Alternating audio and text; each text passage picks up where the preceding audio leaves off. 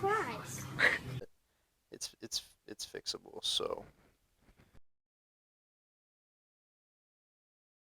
looking a little bit better than that. So this would be your end result. A little bit uniform, a lot better than what you could think you could weld with a gap that big. So here we go. Focus your heat on the thick metal to the thin metal.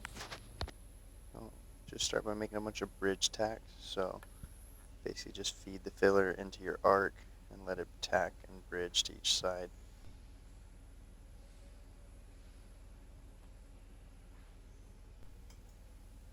So basically gonna evenly go around the entire piece and just bridge tack all the way around.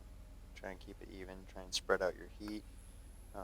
You can see the torch angle I have. I'm literally just focused completely on the thick piece because the other metal's pretty thin, so really don't want to burn the edges away. You can see that burnt edge away right in the front there. But that's a lot of tacks. I'll probably add a couple more on the left side there because you want to be able to have like the least gap as possible between each tack so that it's easier to fill. But you basically will fill from each tack. But you can see the focusing thick to thin. Just drag it to the thin metal from the thick metal. That's basically the technique I use.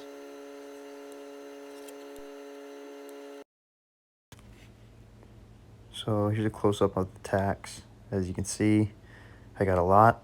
The more you have, the easier it's going to be.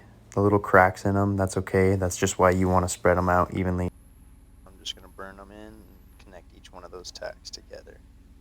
So I'm just manually pulsing the pedal and then kind of go section by section, let the post flow cool it, reset, and keep going. When you're welding things like that are round, it's kind of nice for you to roll your wrist.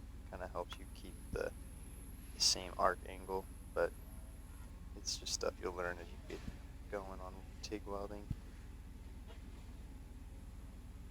You can see I'm just throwing some filler in between each tack that I made. It's gonna work out. See, you got a nice little bead over, and now I'm gonna do the other side. You can see I have tons of tacks all around it. That makes it so much easier.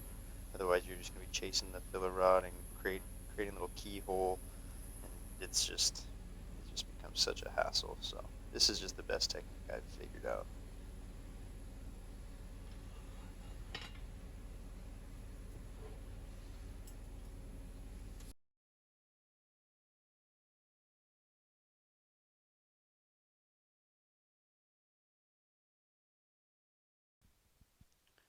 Alright, just filling the other side now. Same thing, focusing all the heat on the thicker metal, and just doing dab by dab all the way around. So fully welded, but as you can see it's not perfect. So I'm going to go ahead and put the pulse setting on this Miller Dynasty 350. 2 pulses per second is normally a good pace for me. Some people like it a little slower, some like it a little faster. That's up to you.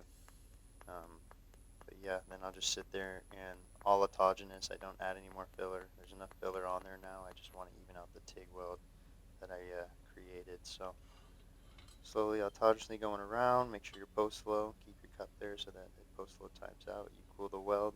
I know a lot of beginners who just take the torch away right away, so that's something you don't want to do because you have your argon flowing out after your arc goes away to keep your tungsten cool and then cool your puddle. So just something to keep in mind.